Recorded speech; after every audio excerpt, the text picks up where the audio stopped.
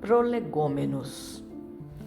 Fenômenos que escapam das leis da ciência vulgar se manifestam em toda parte e revelam em sua causa a ação de uma vontade livre e inteligente. A razão diz que um efeito inteligente deve ter por causa uma força inteligente, e os fatos provaram que essa força pode entrar em comunicação com os homens por meio de sinais materiais. Essa força, interrogada sobre a sua natureza, declarou pertencer ao mundo dos seres espirituais que se despojaram do envoltório corporal do homem. É assim que foi revelada a doutrina dos espíritos. As comunicações entre o mundo espírita e o mundo corporal estão na natureza das coisas e não constituem nenhum fato sobrenatural. Por isso, delas se encontram vestígios entre todos os povos e em todas as épocas. Hoje, elas são gerais e patentes para todo o mundo. Os espíritos anunciam que os tempos marcados pela providência para uma manifestação universal são chegados e que, sendo os ministros de Deus e os agentes de sua vontade, sua missão é instruir e esclarecer os homens, abrindo uma nova era para a regeneração da humanidade. Este livro é a compilação dos seus ensinamentos. Foi escrito por ordem e sob o ditado dos espíritos superiores para estabelecer os fundamentos de uma filosofia racional, livre de preconceitos do espírito de sistema. Nada contém que não seja a expressão do seu pensamento e que não tenha se submetido ao seu controle. Somente a ordem e a distribuição metódica das matérias, assim como as notas e a forma de algumas partes da redação, são obras daquele que recebeu a missão de o publicar. Entre os espíritos que recorreram para a realização desta obra, vários viveram em diversas épocas sobre a terra, onde pregaram e praticaram a virtude e a sabedoria. Outros não pertencem pelo seu nome a nenhum personagem do qual a história tenha guardado a lembrança, mas sua elevação é atestada pela natureza, pela pureza de sua doutrina e sua união com aqueles que trazem o nome venerado. Eis os termos pelos quais deram por escrito e por intermédio de vários médiuns a missão de escrever este livro. Ocupa-te com zelo e perseverança do trabalho que empreendeste com o nosso concurso, porque esse trabalho é nosso. Nele pusemos as bases do novo edifício que se eleva e deve um dia reunir todos os homens no mesmo sentimento de amor e de caridade.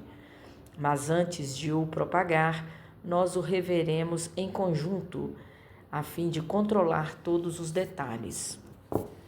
Estaremos contigo todas as vezes que o pedires e para te ajudar em teus outros trabalhos, porque esta não é senão uma parte da missão que te está confiada e que te já foi revelada por um dos nossos.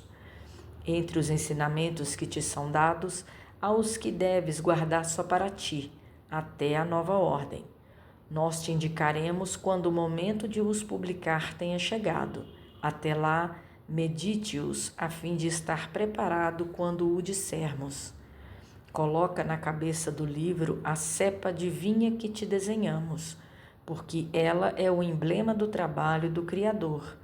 Todos os princípios materiais que podem melhor representar o corpo e o espírito, nela se encontram reunidos. O corpo é a cepa, o espírito é o licor, a alma, ou o espírito unido à matéria, é o grão. O homem que tem ciência, o espírito, pelo trabalho, e tu sabes que não é pelo trabalho do corpo que o espírito adquire conhecimentos. Não te deixes desencorajar pela crítica.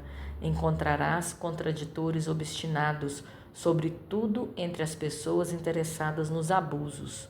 Encontrá-los-á mesmo entre os espíritos, porque Os que não estão completamente desmaterializados procuram frequentemente semear a dúvida por malícia ou por ignorância, mas prossegue sempre. Crê em Deus e caminha com confiança. Aqui estaremos para te sustentar. E está próximo o tempo em que a verdade brilhará por toda parte. A vaidade de certos homens que creem tudo saber e querem tudo explicar à sua maneira fará nascer opiniões dissidentes, mas todos aqueles que tiverem em vista o grande princípio de Jesus se confundirão no mesmo sentimento de amor ao bem e se unirão por um laço fraternal que abrangerá o mundo inteiro. Eles deixarão de lado as miseráveis disputas de palavras para não se ocupar senão das coisas essenciais, e a doutrina será sempre a mesma, quanto ao fundo, para todos aqueles que receberão as comunicações dos espíritos superiores. É com a perseverança que chegarás a recolher o fruto do teu trabalho, o prazer que experimentarás vendo a doutrina se propagar e ser compreendida, te será uma recompensa da qual conhecerás todo o valor, talvez mais no futuro que no presente. Não te inquietes, pois com as sarças e as pedras que os incrédulos, os maus semearão sobre o teu caminho. Conserva confiança, com a confiança tu chegarás ao fim e merecerás sempre ser ajudado. Lembra-te de que os bons espíritos não assistem senão àqueles que servem a Deus com humildade e desinteresse e repudiam a qualquer que procure no caminho do céu um degrau para as coisas da terra. Eles se distanciam do orgulhoso e do ambicioso. O orgulho e a ambição serão sempre uma barreira entre os homens, entre o homem e Deus. É um véu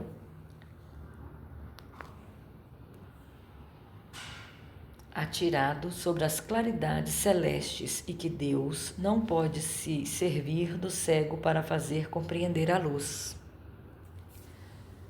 São João Evangelista, Santo Agostinho, São Vicente de Paulo, São Luís, o Espírito de Verdade, Sócrates, Platão, Fénelon, Franklin, Swedenborg, etc., etc.